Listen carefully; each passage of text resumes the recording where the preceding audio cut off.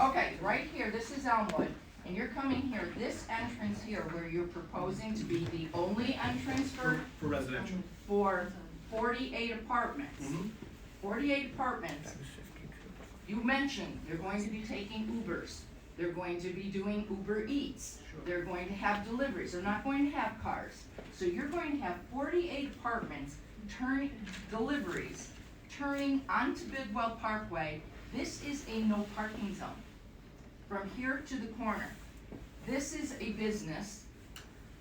You are only going to have parking down the street of Bidwell. So all of these cars that are going to be delivering, and trucks, are going to be pulling in front of residential buildings and then having to go down Bidwell Parkway. This is going to be an extreme difficulty during the marketplace all summer on Saturdays, because they already double park. A fire truck can't get down that street. And so this is a dangerous, potentially very dangerous situation that either people are going to be parking there or double parking where they're not supposed to be parking. If you had an entrance on Elmwood Avenue where you could have a delivery zone, 10-minute parking delivery, that would mitigate all the problems of all these deliveries having to come down Bidwell Parkway, and then they can proceed. They're also going to have to come down Bidwell, turn on Delavan, and come back up Bidwell to get back on Elmwood Avenue. So you're going to have a big traffic thing that they're not considering in that traffic study. You're going to have a parking issue that they're not considering. There was an entrance here on Elmwood. And we have a delivery entrance that goes through where your laundry, I think it is, and your trash room is, that people who live there can go to Elmwood Avenue. Those refrigerators, that furniture that's all going to be delivered can come in off of Elmwood where there can be a parking spot for deliveries. So we have access from Potomac as well, the alleys through. So we have opportunity on both sides. And just philosophically, the reason the residential entrance is there is because we want to let the commercial be commercial and establish a commercial area of Elmwood where it is commercial zoning, and that's where the retail is accustomed to.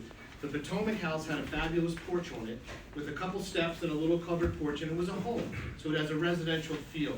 So we actually purposely reused that home and porch as our entrance for those 48 units, which we felt had a much better feel for the residents. More, again, we're trying to transition from commercial to residential.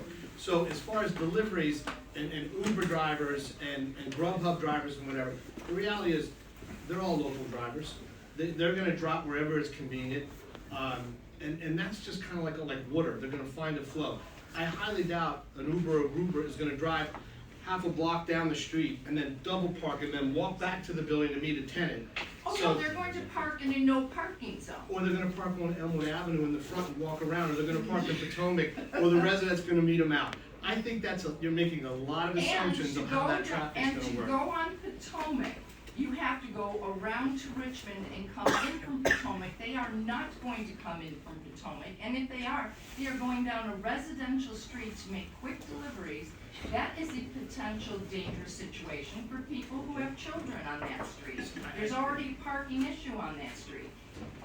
To mitigate this problem, having an entrance on a commercial side where commercial trucks can park versus coming down residential streets for deliveries and parking will increase the safety of the neighborhood. The trucks can still park there. We're not blocking the trucks from parking on the commercial area.